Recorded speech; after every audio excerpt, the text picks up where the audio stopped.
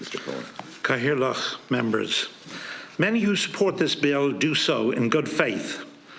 I do not doubt their concern for the Palestinian people. I share it, as do the Jewish community in Ireland.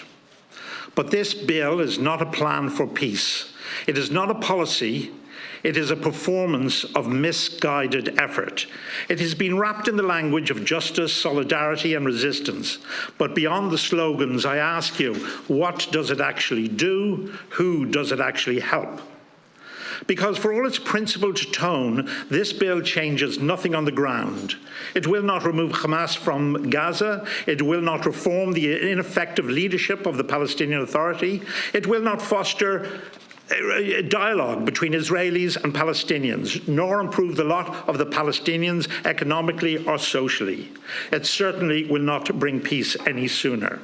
It is, as some have described, a symbolism, a gesture. And while gestures can have their place in these circumstances, especially ones that carry legal, diplomatic and social consequences, they should never be passed off as national policy or strategy in the pursuit of our vital interests. Let me be very clear. I speak as an Irish citizen born and raised here in Dublin, and as a Jew from a small, long-established Irish Jewish community that arrived here in the early 1600s. And that community is now increasingly fearful. We are witnessing a rise in racism and its not too distant relative anti-Semitism across Europe, yes, but also right here in Ireland. And while this bill may not set out to target Jews or Jewish life, its message is unmistakably felt by us.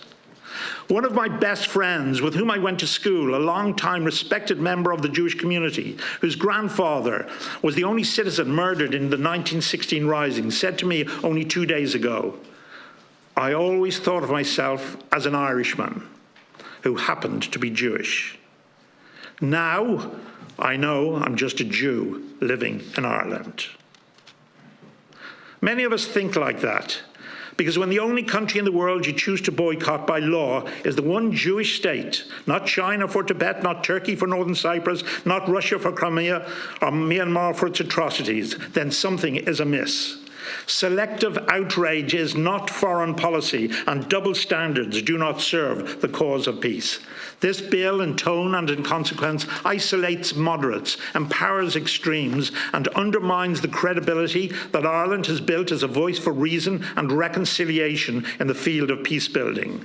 Ireland is proud of its reputation internationally in its even-handed approach to other conflicts around the world. We invite, we host, we mediate, we listen. But being even-handed means being a trusted voice to all sides to any conflict.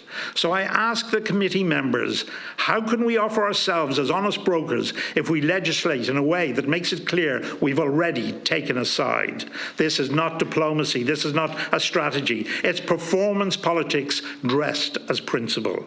And in that theatre, we're not helping Palestinians. We're just congratulating ourselves.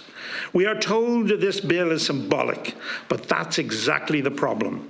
Symbolism without substance can be deeply damaging. It may win applause in this chamber, but it sets fire to our credibility abroad.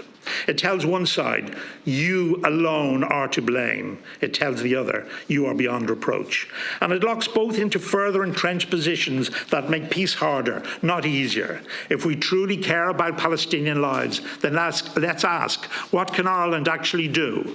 Ireland should seek to encourage the establishment of a process that enables both sides to reach a shared understanding of what is the actual problem. We can engage in diplomacy that encourages cooperation and mutual accountability. That work, of course, is harder, slower, and often thankless, but it is real. We can support real education and de-radicalisation. This bill may feel good, but does it do good? Because it won't bring two states closer, but it might drive Jewish communities here in Ireland further into fear and isolation. Let me be very clear, criticism of Israel is not anti-Semitism. But when criticism becomes a campaign, when it becomes law, and no other state is treated the same, we have to pause and we have to question.